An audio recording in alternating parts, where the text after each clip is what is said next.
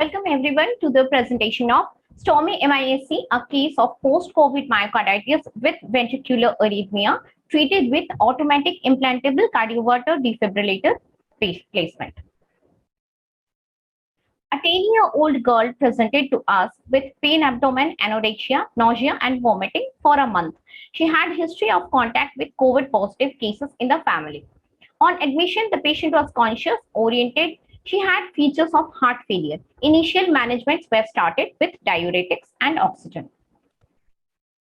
Initial investigation showed raised CRP, ESR, NT-proBNP, D-dimer, interleukin-6, and troponin. She also had hyperalbuminemia. COVID-19 antigen came to be negative.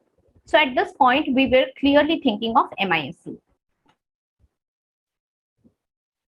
Initial echocardiography showed hugely dilated right atrium and right ventricle with moderate low pressure TR, severe right ventricular systolic dysfunction, mild left ventricular systolic dysfunction, and thickened pericardium with pericardial effusion around right atrium and right ventricle.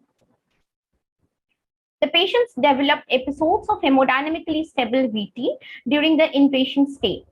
For this, we gave her loading dose of amiodarone followed by infusion. The arrhythmia resolved temporarily. So we found out that the patient had predominantly right ventricular involvement with ventricular tachycardia. Can it be arrhythmogenic right ventricular cardiomyopathy? To find an answer to this question, she underwent cardiac MRI that showed dilated right ventricle with severe right ventricular systolic dysfunction, mildly dilated left ventricle with global wall hypokinesia. There was no definite right ventricular wall dyskinesia or outpouching, so ARVC was ruled out. There was diffuse transmural enhancement in right ventricle and patchy transmural and epicardial enhancement in left ventricle, suggestive of subacute to chronic myocarditis with biventricular involvement, predominantly right ventricular involvement. By this time, COVID antibody came out to be positive. So we were clearly dealing with a case of MISC here. We started her on immunoglobulin, methylprednisolone, ARNI, and enoxaparin. Amiodarone infusion continued.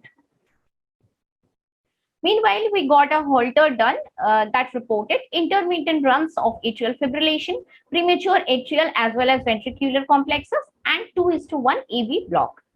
The patient became hemodynamically unstable, started having sustained VT on day 1 of immunoglobulin infusion. Episodes of monomorphic VT continued along with profound hypotension during these episodes. The immunoglobulin infusion had to be put on hold multiple times due to instability. Finally, we could not give her full dose of immunoglobulin and only continued with pulse methylprednisolone. Amiodarone dose was escalated, but there was no response. We cardioverted her with 70 joule. Heart rate was controlled to 60 to 80 beats per minute. However, the joy was really short-lived. She continued to have VT, which were not manageable by repeated cardioversion. Thereafter, we decided for AICD placement. The patient underwent transvenous single-chamber ICD placement through left subclavian venous access under general anesthesia. Pulse generator was placed in the subpectoral pocket. Following ICD implantation, lidocaine infusion was continued for 48 hours. Amiodarone was gradually tapered and converted to oral. During the immediate post-procedure ICU stay, the patient was quite uncomfortable due to feeling of the ICD shocks. Next day on ICD interrogation, it was found that she had 3 episodes of VT for which she received appropriate shock. At this point, overdrive pacing was done at 110 beats per minute, considering a possible triggered activity as the mechanism of VT, and that the overdrive pacing may be able to decrease the frequency of the same. Gradually, the ICD base rate was decreased and fixed at 90 beats per minute.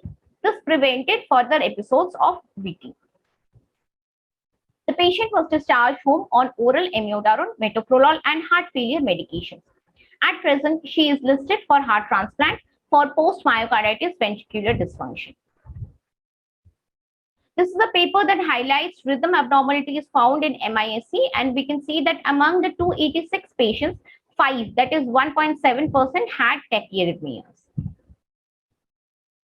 2021 PC's expert consensus statement on the indication of pediatric ICD implantation gave a class 2B recommendation for ICD implantation in patients with sustained VT that cannot be adequately controlled with medication and or catheter ablation, as in our index case. To end the presentation, in any rhythm or conduction abnormality associated with MISC, high index of suspicion is required for diagnosis. Rhythm plays a crucial part in MISC. Early AICD for intractable VTs are to be appreciated as a salvage for once cardiac MRI demonstrates ventricular scarring as permanent foci, as in this case. Importance of multimodal imaging in MISC on a need basis are to be emphasized. Thank you for your attention. Thank you. I think this was an